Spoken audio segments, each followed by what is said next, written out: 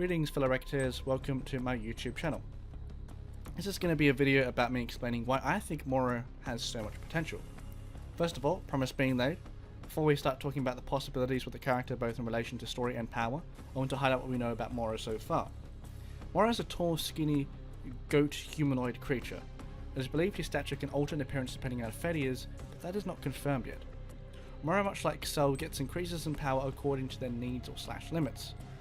Since Moro has made over 320 planets, well that's at least what we know, extinct, we can safely assume that the gap is much higher on Moro than was previously on Cell. As a result of this, he has some sort of strange ki.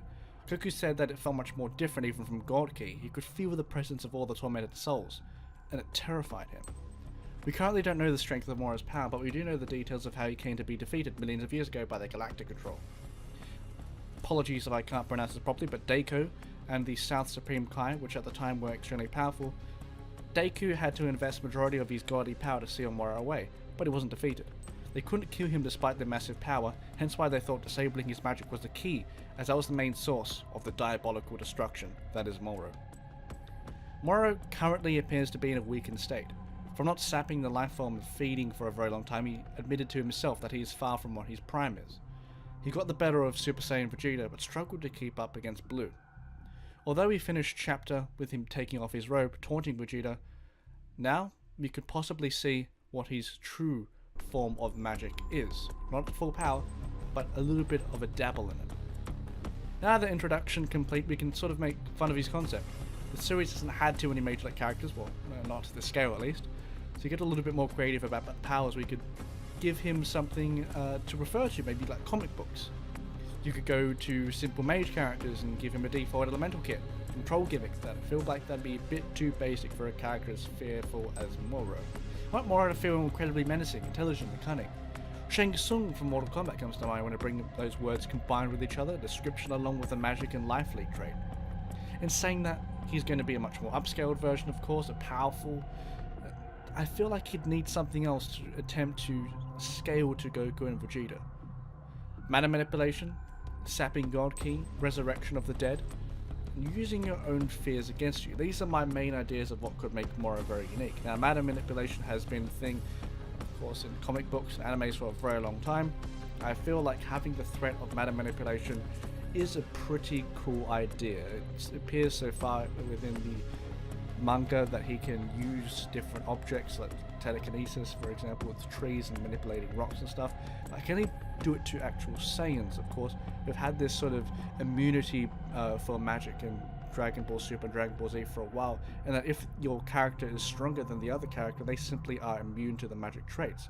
Maybe Moro's magic is that strong.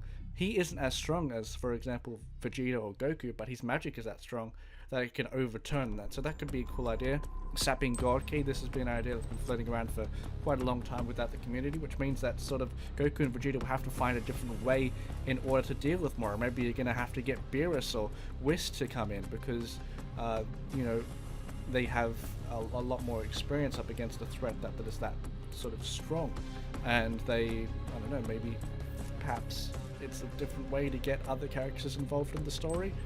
Characters that don't need an advanced transformation to attempt to get to that power. Maybe we're going to see Gohan back. I have no idea. This is just me throwing around random stuff. And Resurrection of the Dead seems to be a very cool idea for me as well, since that he has tortured souls within himself and he's absorbed them all. Maybe he can resurrect them and summon an army against the Saiyans and Goku and Vegeta. I think that could be a pretty cool idea, especially that you have the opportunity to maybe even resurrect characters that have been in the series in the past, which my god Dragon Ball loves to do. Using your own fears against you seems to be a pretty good one. Of course, we have like the stable, like default fears of worms and needles with Goku and Vegeta. I think that's a little bit silly. I think there's probably something you could dive into there in order to exploit their fears in a more cool manner rather than just those silly things. But I imagine with Moro, he could probably exploit things that they've never really even felt before. So he can manipulate your emotions and make you feel insane and stuff like that. The threat of killing family and showing visuals and the amount of stuff that Moro could do with this great magic that he's been praised to possess could be fantastic, and I'm really keen to see what they actually do. So those are just a little bit of ideas there. Not that much, but hey, it was there.